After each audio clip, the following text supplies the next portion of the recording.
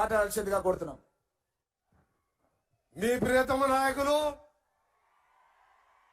మన ప్రియతమ ముఖ్యమంత్రి గౌరవనీయులు ఎల్లుల రేవంత్ రెడ్డి గారికి ముందుగా మీ కొడంగల్ ప్రజలందరికీ ధన్యవాదాలు తెలియజేసుకుంటూ వారు రాష్ట్ర వ్యాప్తంగా తిరుగుతూ మీరందరూ రేవంత్ రెడ్డి గారు గెలుపు కోసం కృషి చేసిన మీ అందరు కూడా చేతులెత్తి నమస్కరిస్తూ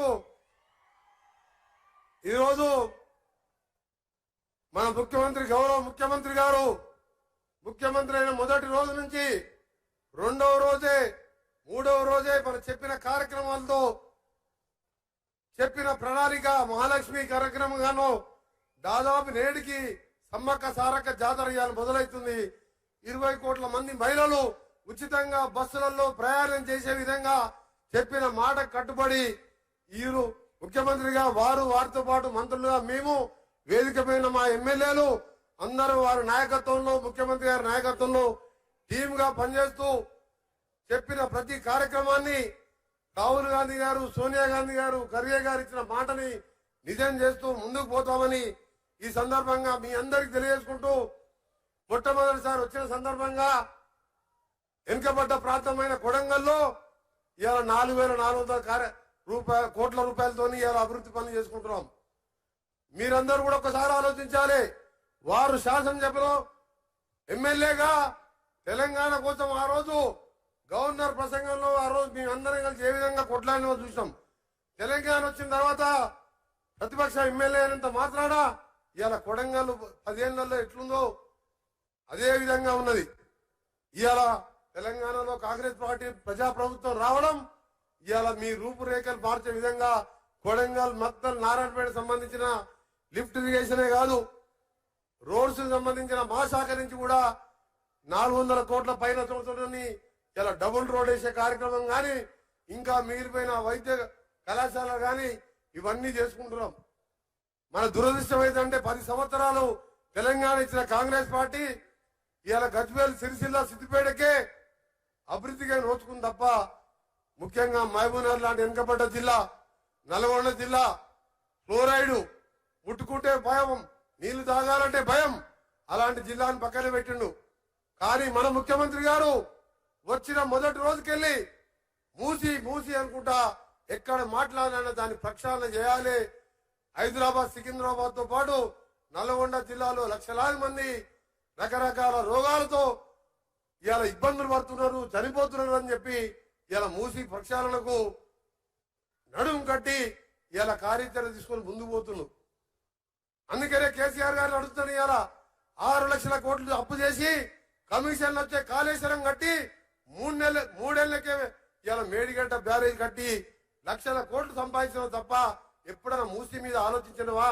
ఒక్కసారి కేసీఆర్ హరీష్ కేటీఆర్ ఆలోచించుకోవాలి.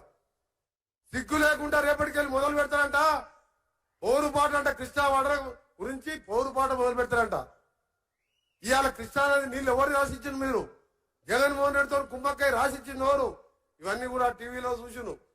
ఇవాళ రేవంత్ రెడ్డి గారు మన గౌరవ ముఖ్యమంత్రి గారిని ఎదుర్కోలేక బొక్కలు అని చెప్పి నాటకాలు ఆడి అసెంబ్లీ ఇంట్లో కూర్చున్నాడు తప్ప అసెంబ్లీకి వచ్చే ధైర్యం చేయలే.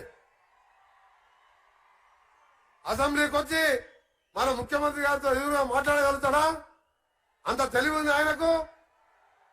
ఆయనకు తెలివి లేదు.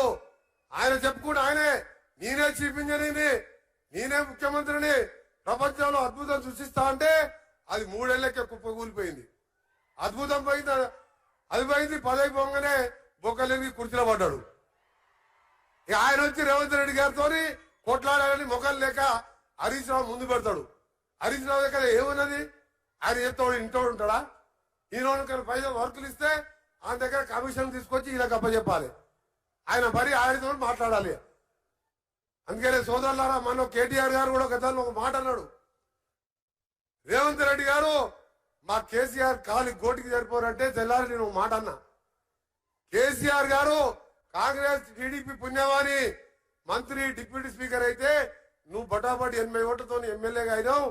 మా జడ్చర్లకి వెళ్ళి మన బిడ్జిల్కి వెళ్ళి ఇండిపెండెంట్ జడ్పీటీసీగా ఇండిపెండెంట్ ఎమ్మెల్సీగా ఎమ్మెల్యేగా ఈ రోజు సొంతంగా ముఖ్యమంత్రి అయినరు. నీ కుటుంబం మొత్తం కూడా ఇవాళ మా రేవంత్ రెడ్డి మా ముఖ్యమంత్రి గారి ఎడమ గారి గోటి కూడా సరిపోలేదు ఒక మాట చెప్పిన. అందుకే సోదరులారా మీ అందరికీ కూడా ఒకటే చెప్తున్నాం, తప్పకుండా ఈ రోజు మేము ముఖ్యమంత్రి గారి నాయకంలో టీమ్గా పనిచేస్తూ 12-13 స్థానాలు గెలిపించి సోనియా గాంధీకి కానుకగా ఇచ్చడానికి మీరందరూ కూడా నడుము కట్టాలి. అందరు కూడా ఒకటే విజ్ఞప్తి చేస్తున్నాం. వాళ్ళలాగా తొందరలాగా లేదు, ఇలా ప్రతి విషయంలో ఆలోచించి నిర్ణయం తీసుకుంటున్నాం. మన ముఖ్యమంత్రి గారు ఏ విషయంలో నాకు ఒకటే చెప్పిండు, ఇవాళ ఔటర్ రింగ్ రోడ్ తోని ఇవాళ హైదరాబాద్ లో ఎయిర్పోర్ట్ మనమే కట్టాం. రాజశేఖర రెడ్డి గారు ముఖ్యమంత్రిగా ఉన్నప్పుడు ఔటర్ రింగ్ రోడ్ మనమే వేసినాం, పివి నరసింహరావు ఎక్స్ప్రెస్ వే వేసినాం. అందుకనే ఇవాళ పెద్ద పెద్ద కంపెనీలు వచ్చి లక్షల మంది ఉద్యోగాలు వచ్చిన ఐటీ ఉద్యోగులు అన్నారు. నువ్వు ఎట్లనే చేసి RRR రోడ్ గురించి మొత్తం పూర్తి చేస్తే అదొక హైదరాబాద్ గేమ్ చేంజర్ అయితే ఇవాళ సూపర్ గేమ్ చేంజర్ గా 70% తెలంగాణ ఆ రోడ్డుతో మన తెలంగాణ ముఖ చిత్రం మారిపోద్దని చెప్పిండు. అందుకని నిన్న గడ్కరీ గారిని కలిసినాం, అన్ని ఒప్పించుకున్నాం. ముఖ్యమంత్రి గారి నాయకత్వంలో త్వరలోనే టెండర్లు పిలిపించి రీజనల్ రింగ్ రోడ్ కూడా పూర్తి చేస్తామని వచ్చే 3-4 సంవత్సరాలు దాన్ని కూడా పూర్తి చేసి తెలంగాణ అభివృద్ధిలో ఉంటాం. ఈసారి 64 సీట్లే కాదు, వచ్చేసారి 124 సీట్లు రావాలి. సీట్లు పెరిగితే నిన్న మన కిషన్ రెడ్డి గారు అంటున్న ఒక మాట ఇవాళ పేపర్లో చూసిన, ఈ కాంగ్రెస్ పార్టీ ప్రభుత్వం ఎక్కువ ఉండదని. కిషన్ రెడ్డి 5 ఏళ్ళు కేంద్ర మంత్రిగా 100 రూపాయలను తెచ్చుకున్నావు సికింద్రాబాద్ పార్లమెంటుకు. నువ్వు చేతగారి మినిస్టరు, మూసీ గురించి ఆలోచించినవా? కేంద్ర ప్రభుత్వం నీ చేతుల్లో ఉన్నది. నీ మోడీ గారు నమామి గంగా అని 40,000 కోట్లు పెట్టి గంగా నది శుద్ధి చేస్తే నీ మూసీని క్లీన్ చేసుకునే బుద్ధి లేదు. ఆఖరికి ఎందుకు అడిగినంటే మా భువనగిరి కిల్లా మీద రోపే కట్టడానికి కేసీఆర్ గారు 50 కోట్లు టెండర్ ఇచ్చి ఆయన మోసం చేసిండు. నువ్వు ఒక 200 కోట్లు ఇవ్వయా టూరిజం మినిస్టర్ అని చెప్పి 3 సార్లు తిరిగి గంట సేపు బదిలాడితే 4 ఏళ్ళు అయింది తప్ప 200 కోట్లు ఇవ్వలే. ఆయన మాట్లాడుతున్నాడు కాంగ్రెస్ పార్టీ ఎక్కువ రోజులు ఉండదని. వాళ్ళు భ్రమలు అంటున్నారు. బీఆర్ఎస్ పై ఆ పార్టీ ఖతమైంది. బీజేపీ అనేది ఉండనే ఉండదు, ఉండేది ఒకే ఒక పార్టీ కాంగ్రెస్ పార్టీ.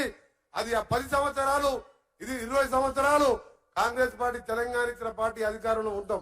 మీ అందరికి ఒకటే కోరుతున్నాం, వాళ్ళ తొందర లేకుండా ప్రతి ఒక్క పేదవారికి చదువు ఉండాలని ఇవాళ బడ్జెట్ లో ఇవాళ మీరు చూసిన ఎక్కడ లేని విధంగా 10% ఇవాళ బడ్జెట్ లో విద్యాశాఖ కేటాయించి పేదవారికి చదువు అందించాలని ఇవాళ టీచర్ రిక్రూట్మెంట్ గాని ఇలాంటి కార్యక్రమాలు తీసుకొని పోతున్నాం.